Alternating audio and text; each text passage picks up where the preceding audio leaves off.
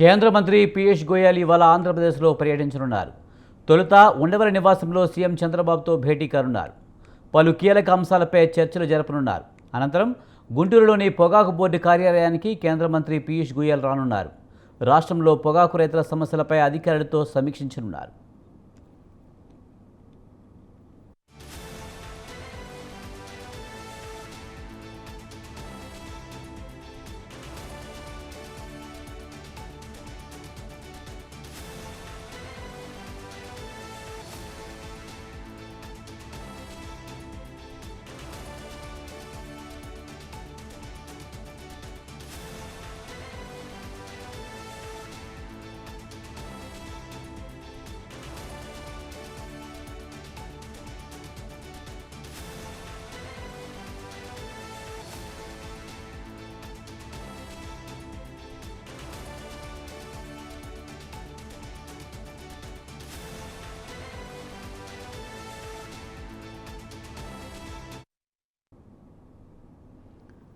కేంద్ర మంత్రి పీయూష్ గోయల్ ఇవాళ ఆంధ్రప్రదేశ్లో పర్యటించనున్నారు.